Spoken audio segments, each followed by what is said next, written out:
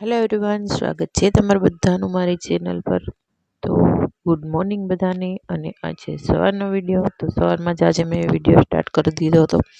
તો સવારમાં તો પહેલાં આપણે ઉઠીને પહેલાં એક વખત ચા પાણી પી લીધા હતા અને ત્યાર પછી આપણે બધા ગોદડા ઉપાડવા આવી ગયા હતા, કારણ કે ચા પાણી પીધા વગર તો આપણને કંઈ કામ મોકલે જ નહીં। એટલે પછીથી આપણે બધા ગોદડાને બ્લેન્કેટ બધા સંકેલીને અહીં ઢગલો કરી દીધો, એટલે આડા ન આવે। પછી તો આપણે એને માળિયામાં ચડાવી દે, બધા ભેગા કરી સંકેલીને પછી માળિયામાં મૂકી દઈશું। એટલે આ રીતે સવારનું રૂટિન હોય આપણું। અને પછી આપણે આવી ગયા હતા રસોડામાં, થોડુંક કામ બીજું પતાવી અને પછી આવી ગયા હતા ફરિયા કોઈ વાળીને કપડાં નાખી દીધા મશીનમાં ને એવું બધું કરીને પછી આપણે ભાખરીનો લોટ બાંધવા અહીંયા આવી ગયા હતા। તો આપણે રસોડામાં તો લોટ બાંધી લીધો છે અને ત્યાર પછી જો આપણે ભાખરી વણવાનું ચાલુ કરી દીધું છે। ભાખરી તો ખાલી 3 થી 4 જ વણવાની હોય, એટલે આજે જ મેં ભાખરી બનાવી, કારણ કે રોજ તો મારે ટિફિન બનાવવાનું હોય, એટલે કંઈ હોય નહીં તો પછી અમે રોટલી ખાઈ લઈએ નાસ્તામાં। એવું કંઈ જરૂર ન હોય કે ભાખરી ખાવી એમ, એટલે આજે ટિફિન નહોતું બનાવવાનું એટલે મેં ભાખરી બનાવી સવારમાં। અને આ રીતે જો આપણે 3 થી 4 ભાખરી બનાવીને આ રીતના બને છે। જો આપણી ભાખરી 4 ભાખરી હોય બનવાની, અને પછી મસ્ત નાખી દીધી છે તાવડીમાં અને એકદમ ચડી જાય પછી ગરમા ગરમ આપણે ઘી ચોપડી અને પછી નાસ્તો કરી લેવાનો, બહુ મજા આવે। એટલે ક્યારેક ખાતા હોય તો મજા આવે, એમ રોજ તો ભાખરી અમે ખાતા નથી। જ્યારે ટિફિન ન બનાવવાનું હોય ત્યારે હું ભાખરી જ કરું, સવારમાં મજા આવે ભાખરી ખાવાની બહુ। અને પછી જો આપણે છાશ મૂકી દીધી હતી, તો છાશ થઈ કે નથી થઈ જોવા માટે આપણે આવ્યા હતા ચેક કરવા, પણ જો છાશ થઈ જ નથી, માખણ હજી નથી થયું બરોબર।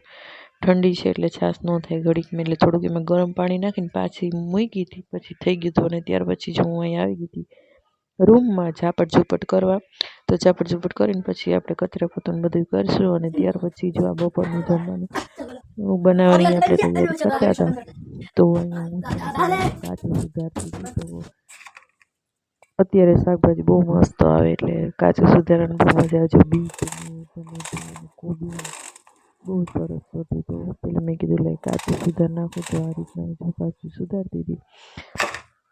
તો કોબીને સુધારી, પછી બીટ સુધાર્યું, અને બીટ પછી એમાં ટમેટું બહુ મસ્ત લાગે। ડુંગળી નહોતી નાખી, નહીં તો ડુંગળી એ નખાય, અને પછી એમાં લીંબુ નીચોવી દઈએ એટલે સરસ લાગે।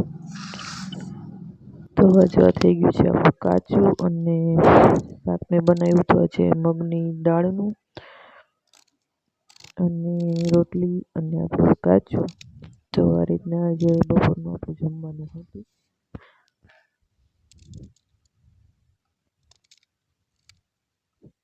શાક બનાવ્યું કે વિડીયો એનો કંઈ લીધો નથી,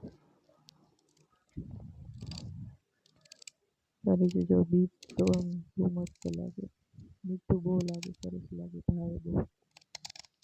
તો આ રીતના બધું સુધારી મિક્સ કરી અને પછી મેં ઉપરથી નાખી દીધો તો મસાલો, એટલે મેં લીંબુ એમાં નહોતું નાખ્યું, બાકી લીંબુ પણ નખાય એમ ભાવતું ઉપરથી મસાલો નાખી અને મસ્ત લાગે।